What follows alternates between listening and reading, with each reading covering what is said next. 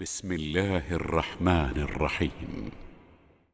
قل إنما أعظكم بواحدة أن تقوموا لله مثنى وفرادا ثم تتفكروا ما بصاحبكم من جنة إن هو إلا نذير لكم بين يدي عذاب شديد.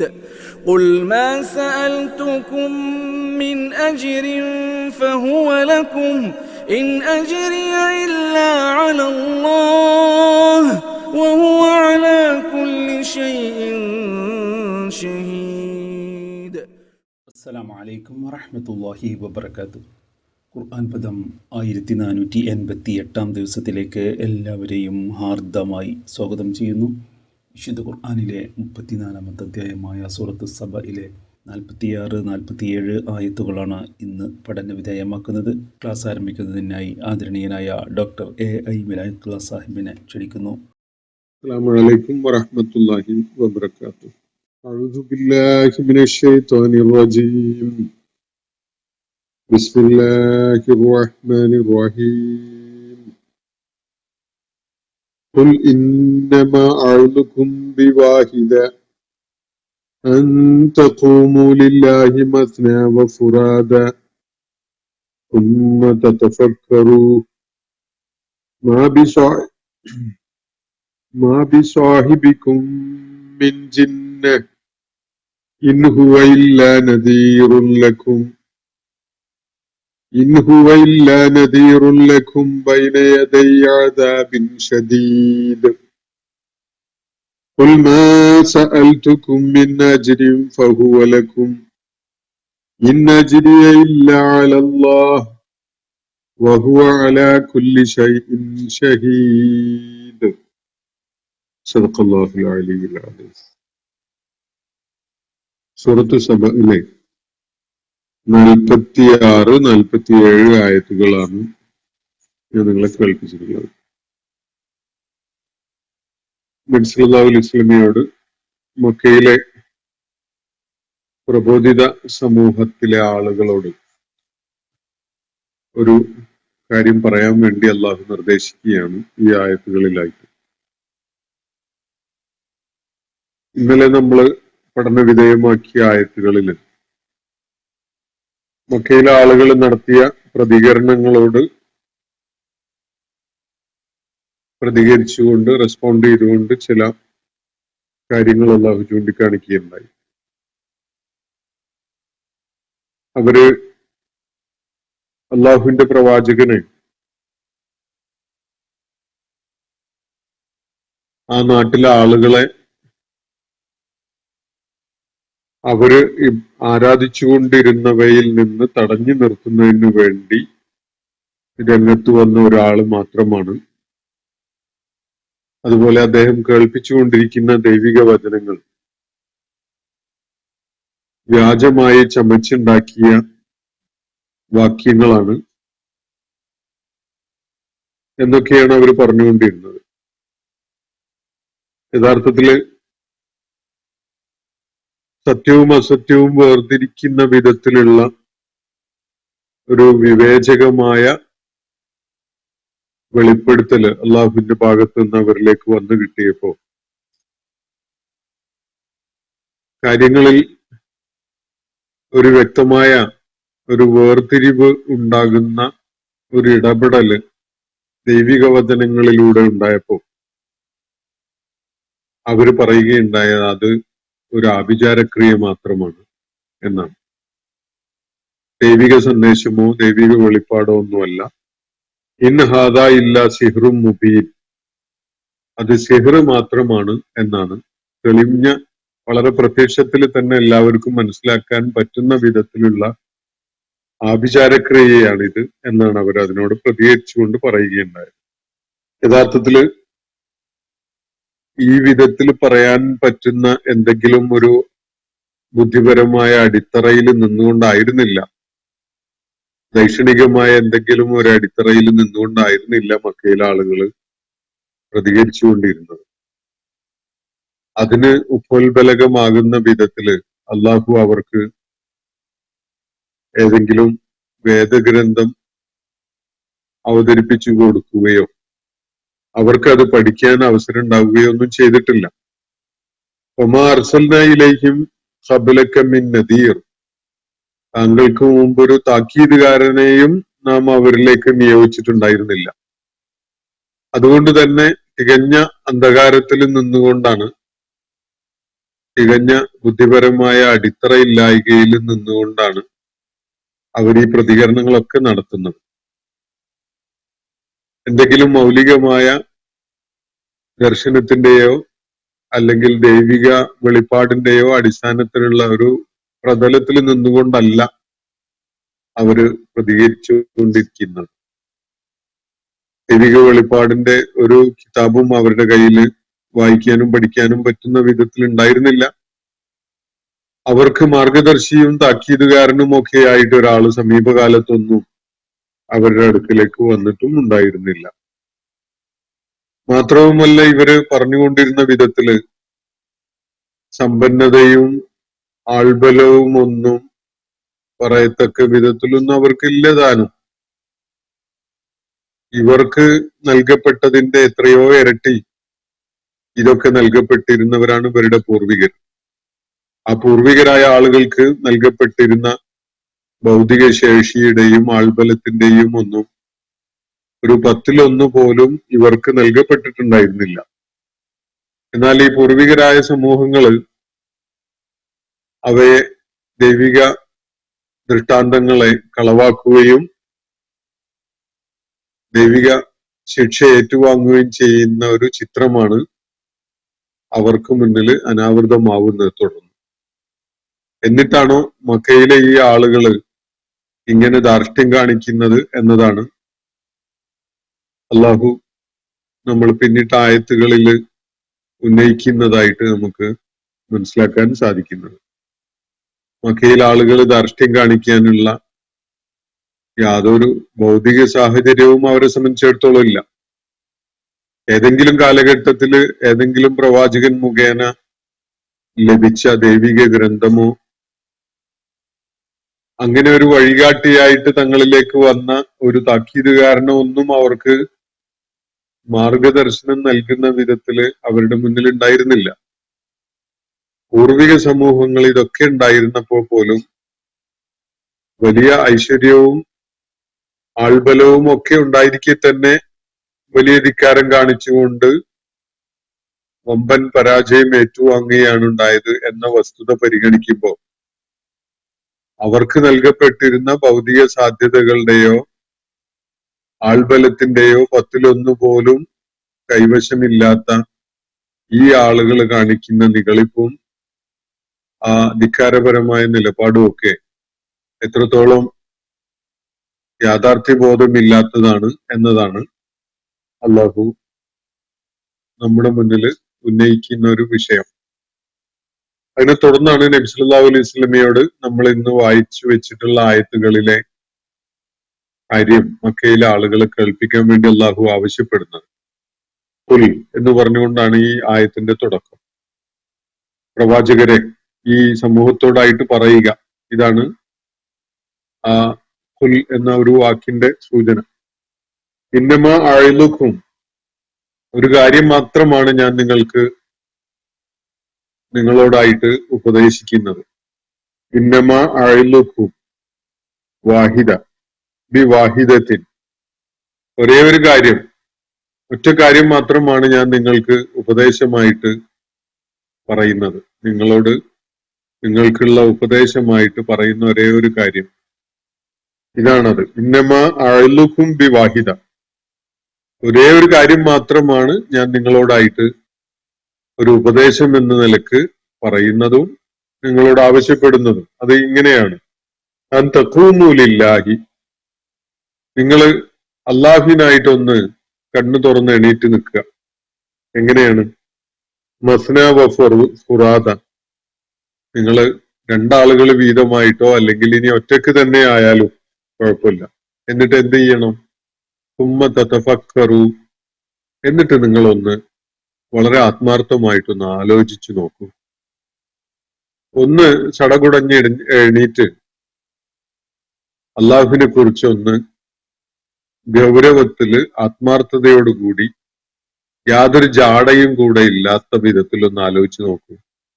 അത് നിങ്ങൾക്ക് തനിച്ച് ആലോചിക്കാം, അതല്ലെങ്കിൽ രണ്ടുപേര് പരസ്പരം ചിന്തകൾ പങ്കുവെക്കുന്ന വിധത്തില് ആലോചിക്കാം.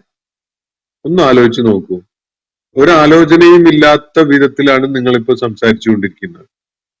എന്നാൽ നിങ്ങളോട് ഒരേ ഒരു കാര്യം പറയാനുള്ളത് ഇതാണ്: നിങ്ങളൊന്ന് ശ്രദ്ധാപൂർവം ഒന്നുകിൽ തനിച്ച് അല്ലെങ്കിൽ രണ്ടാളുകളായിട്ട് കൂടി ഒന്നിലേറെ ആളുകളായിട്ട് നിങ്ങളൊന്ന് ഇരുന്ന് ഒന്ന് കാര്യത്തില് ഗൗരവത്തില് ആത്മാർത്ഥതയോടുകൂടി ഒന്ന് ആലോചിച്ചു നോക്കൂ. ഈ ഒരു വിഷയം ഒന്ന് അള്ളാഹു എന്ന അസ്തിത്വത്തെ കുറിച്ചുള്ള നിങ്ങളുടെ ശരിയായ ഒരു ചിന്ത ഒന്ന് നിങ്ങൾ നടത്തി നോക്കൂ. മാ ബി സാഹിബിക്കും മിൻ ജിന്ന. എന്നിട്ട് എന്തിന്റെ പേരിലാണ് നിങ്ങളുടെ ഈ കൂട്ടുകാരൻ ഭ്രാന്തനാണ് എന്ന് നിങ്ങൾ പറയുന്നത് എന്ന കാര്യവും ഒന്ന് പരിഗണിച്ചു നോക്കുക. മുഹമ്മദ് നബി സല്ലല്ലാഹു അലൈഹി വസല്ലം പ്രപഞ്ചത്തിലെ സകല സംഗതികളുടെയും ആസൂത്രകനായിട്ട് കാര്യങ്ങളെ സമ്പൂർണമായിട്ട് നിയന്ത്രിക്കുന്നവനായി ഒരു ഏകനായ ഇലാഹുണ്ട് എന്ന കാര്യമാണ് നിങ്ങളുടെ മുന്നിൽ അവതരിപ്പിച്ചിട്ടുള്ളത്. അതിന്റെ പേരിലാണ് നിങ്ങൾ അദ്ദേഹത്തെ ഭ്രാന്തൻ എന്നോ കവി എന്നോ അല്ലെങ്കിൽ വ്യാജം ചമച്ചുണ്ടാക്കുന്ന ആള് എന്നോ ഒക്കെ പറഞ്ഞുകൊണ്ടിരിക്കുന്നത്. നിങ്ങളൊന്ന് ആലോചിച്ച് നോക്കൂ.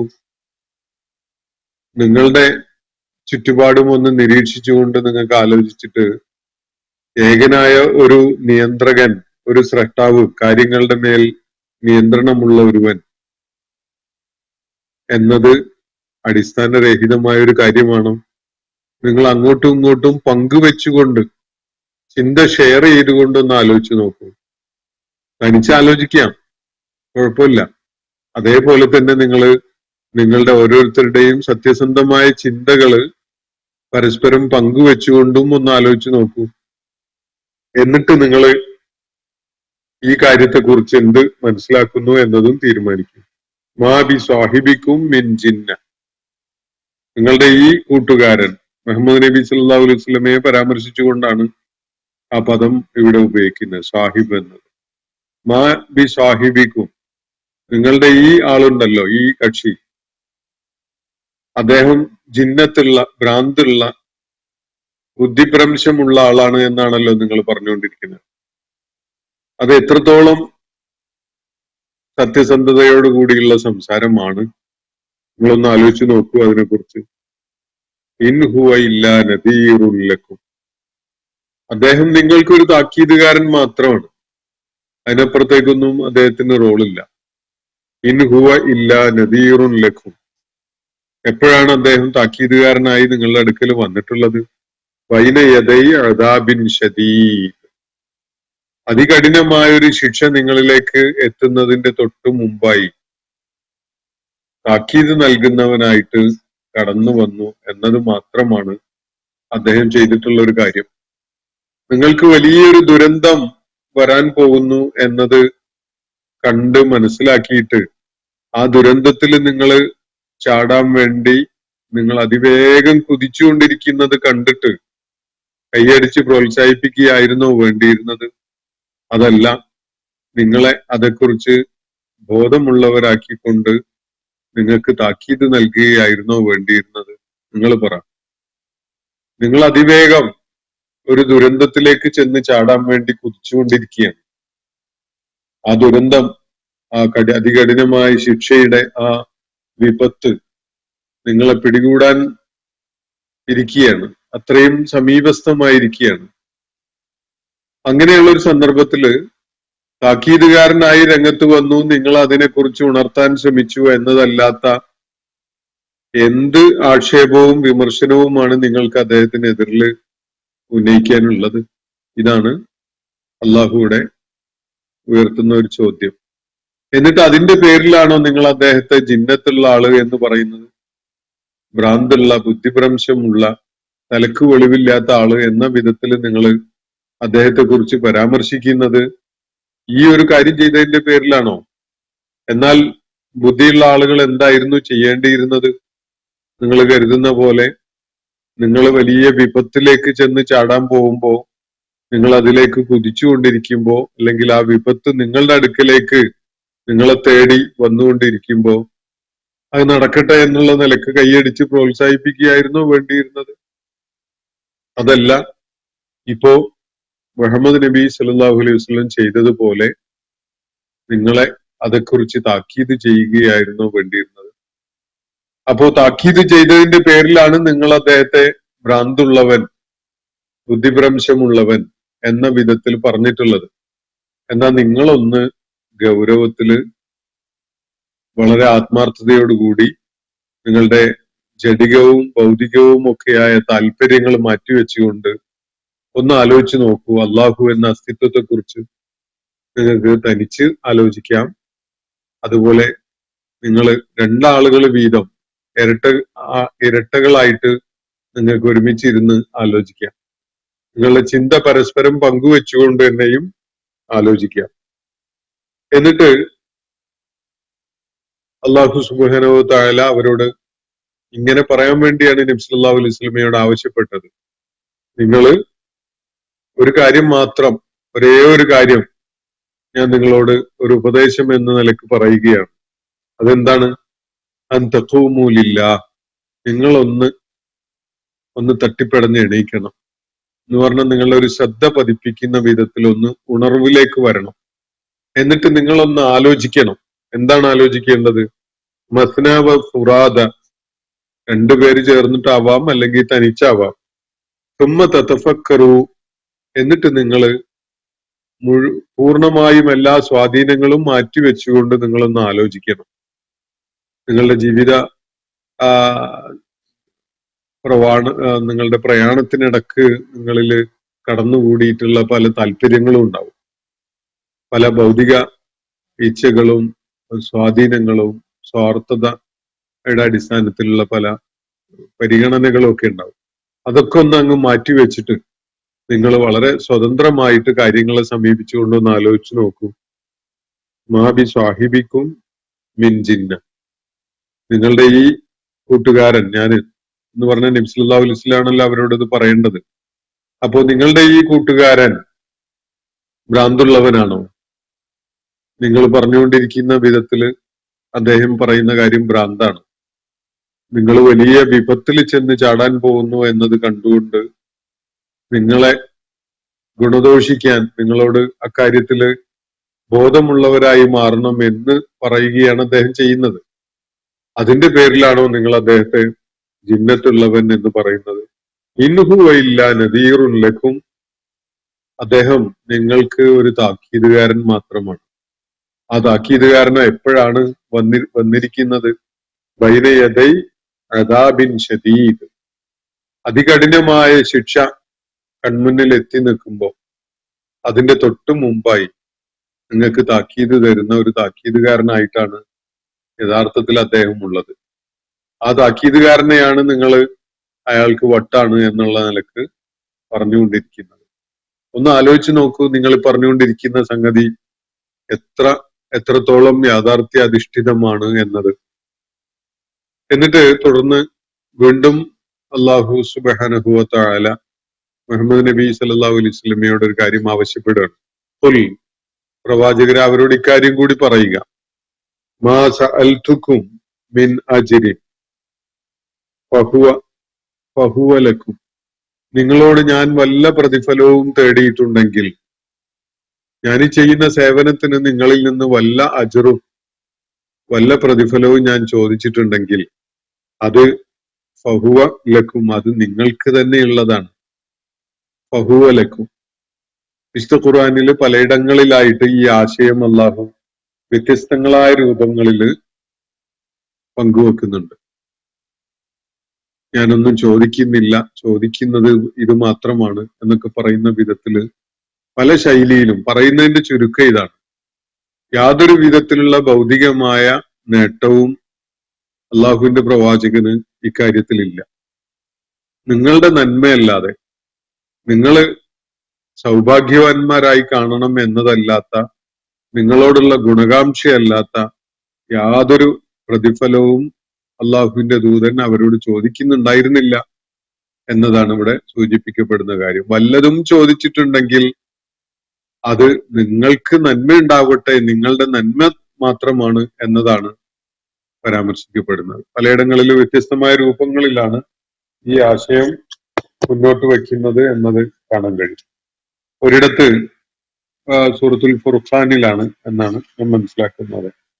സൂറത്തുൽ ഫുർഖാനിലെ 57-ാമത്തെ ആയത്തിൽ ഇങ്ങനെ കാണാം, ഖുൽ മാ അസ്അലുക്കും അലൈഹി മിൻ അജ്ർ, പറയുക, ഞാൻ നിങ്ങളോട് ഒരു പ്രതിഫലവും ചോദിക്കുന്നില്ല, ഇല്ലാ മൻ ശാഅ അൻ യത്തഖിദ ഇലാ റബ്ബിഹി സബീല, ആരെങ്കിലും തന്റെ രക്ഷിതാവിന്റെ വഴിയിലേക്ക്, അവനിലേക്കുള്ള മാർഗം തേടുന്നുവെങ്കിൽ അതല്ലാത്ത ഒരു പ്രതിഫലവും ഞാൻ ആഗ്രഹിക്കുന്നില്ല നിങ്ങളിൽ നിന്ന് എന്ന് പറഞ്ഞ, സത്യം ബോധ്യപ്പെട്ടുകൊണ്ട് തന്റെ റബ്ബിന്റെ മാർഗത്തിലേക്ക് ആരെങ്കിലും തിരിയുന്നുവെങ്കിൽ തീർച്ചയായും അത് ഞാൻ ആഗ്രഹിക്കുന്ന ഒരു കാര്യമാണ്.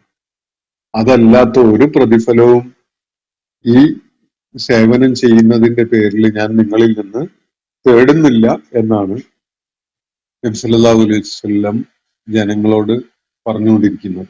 ഇതിന്റെ വിവിധ രൂപങ്ങളിൽ അള്ളാഹു നബി സല്ലല്ലാഹു അലൈഹി വസല്ലമയോട് ജനങ്ങളെ അഭിസംബോധന ചെയ്തുകൊണ്ട് സംസാരിക്കാൻ വേണ്ടി നിർദ്ദേശിക്കുന്നത് വിശുദ്ധ ഖുർആനിലും പലയിടങ്ങളിലായിട്ട് കാണാൻ സാധിക്കും. ഖുൽ മാ സഅൽതുക്കും മിൻ അജ്രിൻ, നിങ്ങളിൽ നിന്ന് ഞാനൊരു പ്രതിഫലവും ചോദിച്ചിട്ടില്ല, ഫഹുവ ലക്കും, അപ്പോ നിങ്ങളിൽ നിന്ന് ഞാൻ വല്ല പ്രതിഫലവും ചോദിച്ചിട്ടുണ്ടെങ്കിൽ അത് നിങ്ങൾക്ക് വേണ്ടി തന്നെയുള്ളത് മാത്രമാണ്. ഇതാണ് ആ വാചകത്തിന്റെ ആ ഘടന പരിഗണിച്ചുകൊണ്ടുള്ള ഒരു ആശയമായിട്ട് മനസ്സിലാക്കാൻ സാധിക്കുക. നിങ്ങളിൽ നിന്ന് ഞാൻ വല്ലതും ചോദിച്ചിട്ടുണ്ടെങ്കിൽ അത് നിങ്ങൾക്ക് വേണ്ടി തന്നെയുള്ളതാണെന്ന്. ഫഹുവ ലക്കും എന്ന് പറഞ്ഞാൽ നിങ്ങളുടെ തന്നെ നന്മ, നിങ്ങളോടുള്ള ഗുണകാംക്ഷ, നിങ്ങൾക്ക് നല്ലത് വരണം എന്നുള്ള ആഗ്രഹം, ഇത് മാത്രമാണ് ഞാൻ നിങ്ങളോട് ചോദിച്ചിട്ടുള്ളത്. ഇതല്ലാത്ത യാതൊരു അജ്റും യാതൊരു പ്രതിഫലവും ഞാൻ നിങ്ങളിൽ നിന്ന് തേടിയിട്ടില്ല. ഇൻ അജ്രിയ ഇല്ലാ അലല്ലാഹ്, എനിക്കുള്ള പ്രതിഫലം അള്ളാഹുവിന്റെ അടുക്കല് മാത്രമാണ്. ആളുകളിൽ നിന്ന് യാതൊരു പ്രതിഫലവും എനിക്ക് ഈ ത്യാഗപൂർണമായ സേവനം ചെയ്യുന്നതിന് ഞാൻ ആഗ്രഹിച്ചിട്ടില്ല, ഞാൻ ആരോടും ചോദിച്ചിട്ടുമില്ല. നിങ്ങൾ നന്നായി കാണണം എന്നതല്ലാത്ത ഒരാഗ്രഹവും നിങ്ങളിൽ നിന്നായിട്ട് എനിക്ക് നിവർത്തിക്കാനില്ല. ഈ നജ്രിയയില്ല അലല്ല, എനിക്കുള്ള പ്രതിഫലം തീർച്ചയായിട്ടും അള്ളാഹുവിൽ നിന്ന് മാത്രമാണ്. വഹുവ അലാ കുല്ലി ഷൈഇൻ ഷഹീദ് എന്നാണ് തുറന്നു പറയുന്നത്. എല്ലാറ്റിനും അവൻ സാക്ഷിയാണ്. ഞാൻ നിർവഹിച്ചുകൊണ്ടിരിക്കുന്ന പ്രയത്നം അത് എത്രത്തോളം ആത്മാർത്ഥതയോടുകൂടിയാണ് ഞാൻ ചെയ്യുന്നത്, അതിന് ഞാൻ എന്ത് പ്രതിഫലമാണ് ആഗ്രഹിക്കുന്നത്, എന്ത് ഇമ്പാക്റ്റ് ആണ് അത് ഉണ്ടാക്കുന്നത്, ആളുകൾ ഏതു വിധത്തിലാണ് അതിനോട് പ്രതികരിക്കുന്നത് തുടങ്ങിയിട്ടുള്ള കാര്യങ്ങളൊക്കെ അള്ളാഹു സസൂക്ഷ്മം കണ്ടുകൊണ്ടിരിക്കുന്നുണ്ട്. അവന് അതിനൊക്കെ സാക്ഷിയാവുന്നുമുണ്ട്. അപ്പോ അള്ളാഹു നബി സല്ലല്ലാഹു അലൈഹി വസല്ലമയോട് ഇവിടെ നിർദ്ദേശിച്ച കാര്യം, ജനങ്ങളോട് പറയാൻ വേണ്ടി പറഞ്ഞ കാര്യം, അള്ളാഹു തീർച്ചയായിട്ടും ഇതിനൊക്കെ സാക്ഷിയായിട്ടുണ്ട്.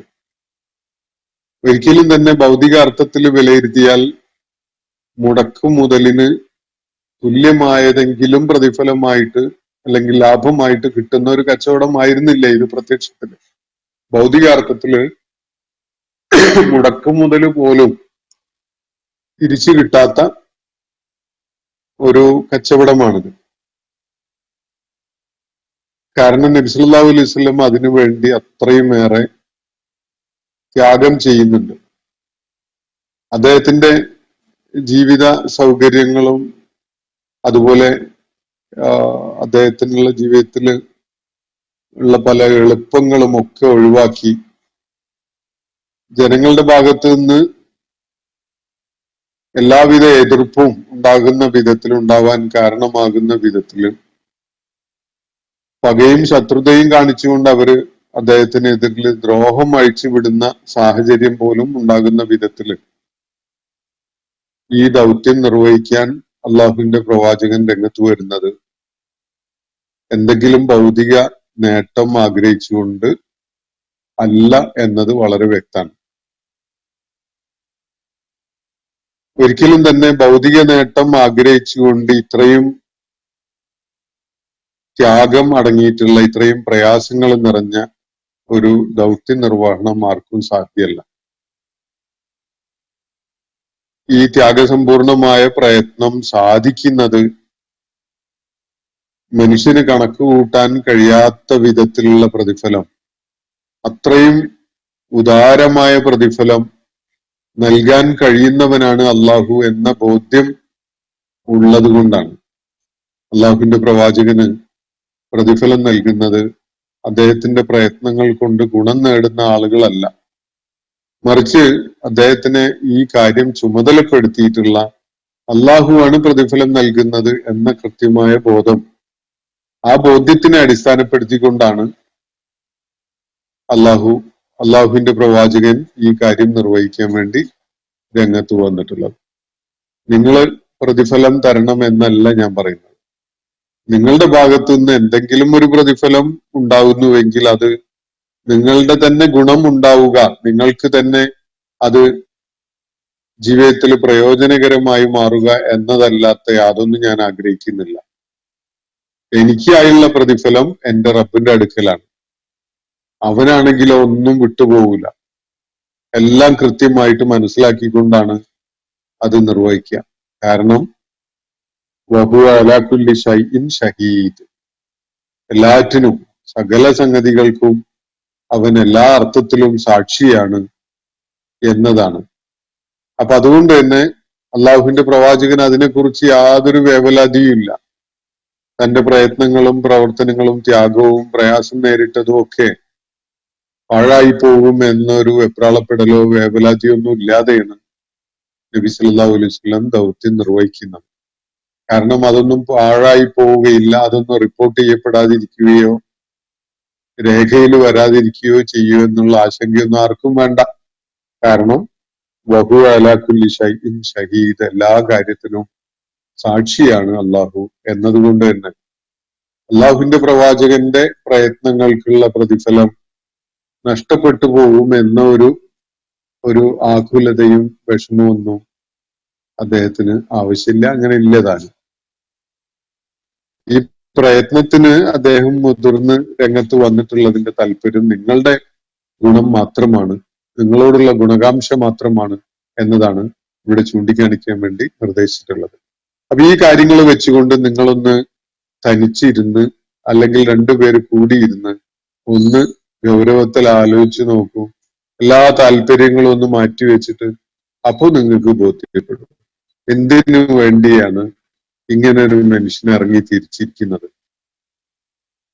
ഇങ്ങനെ ചരിത്രത്തില് വ്യാജമായ വല്ല സംഗതികളും ഉദ്ദേശിച്ചുകൊണ്ട് ആരെങ്കിലും രംഗത്ത് വന്നിട്ടുണ്ടായിരുന്നോ?